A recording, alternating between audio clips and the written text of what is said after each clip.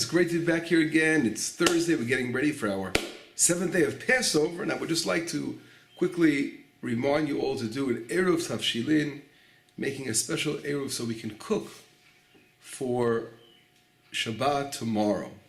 Since tomorrow is Eruv Shabbat, and which is adjacent to the Yom Tov, we have a necessity of making an Eruv. Now, what is this whole concept of an Eruv? And I'll explain what that means.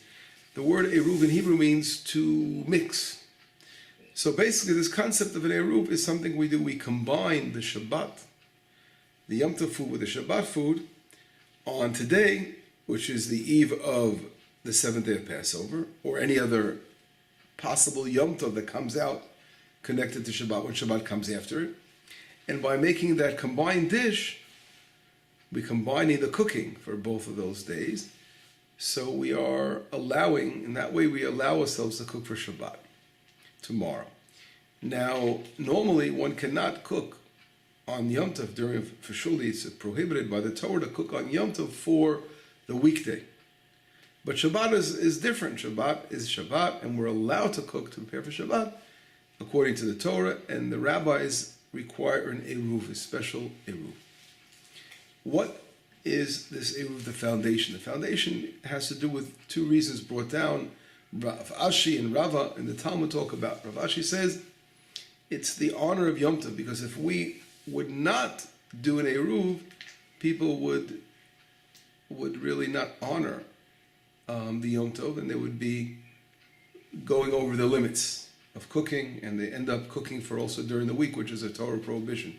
So in reality, if we see that even for cooking for Shabbat, it can only be done by making an Eruv, surely for Yom Tov, surely for cooking on Yom Tov for during the week, someone would abstain from doing so because he would realize how important Yom Tov is. We have to honor it, and that's the reason brought down the Talmud Rav Ashi. Rava brings another reason why, and he says it's the honor of Shabbat. Because what will happen is if we have tomorrow is a holiday and we have a lot of good food, so we may accidentally eat up all the good food and forget to leave something over Shabbat. So by making an Eruv, it's a reminder, Shabbat's coming, we better save some good food for Shabbat. Whatever the reasons, whether those are the both combined reasons, these two reasons brought down, it is our law, it's a Jewish law to make this Eruv Tavshilin. It's brought down our sources that our forefathers fulfilled the laws of Eruv Tavshilin. So that is the basic understanding of what's behind it. Now, there's also the question that comes up is what is the logical reasoning behind this Eruv, the foundation reasoning behind it, besides we just spoke about honoring Shabbat or honoring Yom Tov, but there's also a technical thing that's important to clarify, the technical foundations. And this is another two opinions brought out of the Talmud by one rabbi, Rav Chizda and Rava. So what does Rava say? Rava says that we say a concept called ho'il. What is ho'il? Perhaps we're cooking on tomorrow for Shabbat. Why are we allowed to do so? Because perhaps some guests will come. And if guests come, we can give them part of that food that we're cooking for Shabbat. So really not cooking on Yom Tov for Shabbat alone, but we're also cooking on Yom Tov for Yom Tov. So it's like a combination for the holiday and Shabbat, and that allows. So the concept of ho'il, perhaps, is what allows us to do the preparation. And Rav Chizda says that's not true because he doesn't agree with that explanation. He says, what happens if you use the concept of ho'il, perhaps someone's going to come, you could use that same concept for cooking on Yom Tov for the day after Shabbat, or Yom Tov situation where the next day isn't Shabbat. So why aren't we allowed to do so? So apparently it's not for the reason, we don't say ho'il, perhaps a guest is going to come, but just simply because we're allowed to cook on Yom Tov for Shabbat. And how do the poskim, the different rabbis, Rishonim, rule in such an area? And it's interesting, there's a spectrum of opinions. Some rule according to the opinion of Rabbah. This is brought down in Tosfot, it brings down the Rashba and the Mordechai, that they rule according to the opinion of Rabbah. And therefore, this has another implication, that we must stop cooking when there's enough hours in the day that the opportunity, that the as we say, the efshut, the possibility of guests coming is a reality, and that's really during the day, all right? Not right before Shabbat, right before the Shabbat starts. Oh, all of a sudden you start to cook right before sundown. That doesn't make sense because guests are not going to be shown at the last minute. So that's an implication if we rule according to Rabba's reasoning.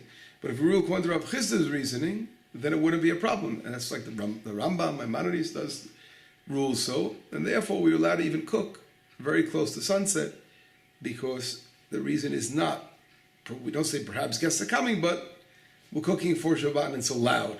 So the majority, again, there's both opinions, and the Magen Avraham is stringent more, and he says we should cook stop cooking already during the afternoon, enough hours during the day, but the custom of Israel has been always to cook close to sunset, and that we can rely on that as our custom. Now, what kind of food should be put aside for the Eruv?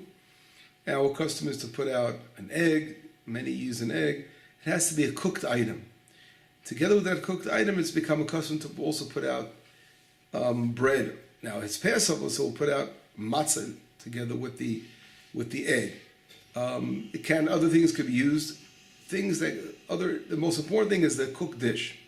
So a cooked dish doesn't have to be an egg. It could be vegetables, anything that we eat together with bread or matzah, things that we'll eat. It could be like a nice cooked salad. It doesn't have to be necessarily cooked. It could also be something that is broiled, like roasted, or it could be even pickled. Pickled, a pickled dish could also be used as well, but it can't be raw food. And that is the most important thing. It has to be the shiur, the amount has to be at least the size of an olive, although it's nice to make something larger. And the bread the size of a bitzah, of an egg. And again, on Passover, we're not going to be using bread. God forbid, we're going to be using matzah.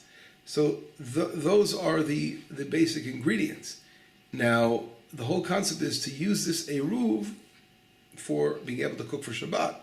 So when we'll be eating it, we're allowed to eat from this eruv even before Shabbat comes in, as long as we leave enough food over on the eruv it has the zayit, the size of an olive, and for the bread, the size of, should be left the size of an egg.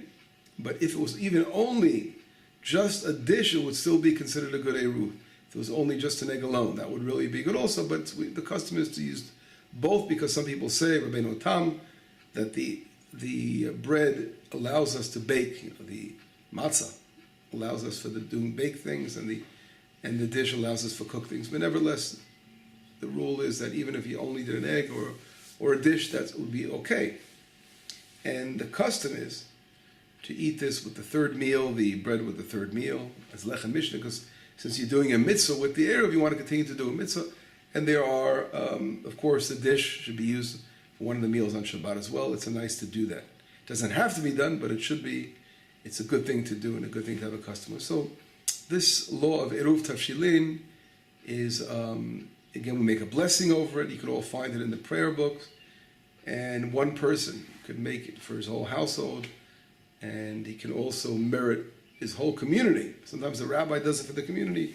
Those who don't know how to do it and need that, they can rely on being done. But those who do should make their own personal eruv for themselves, and everyone should learn how to do it.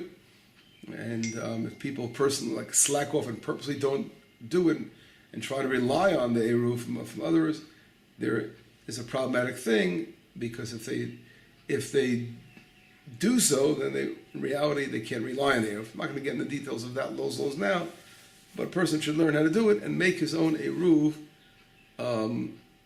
for Shabbat, and this should be done, of course, today as we prepare for the holiday. So I hope that was an important law to share with you, that it did shed some light for it and what it means, and we will be in touch and have a wonderful holiday. It's great to be back. Bye-bye.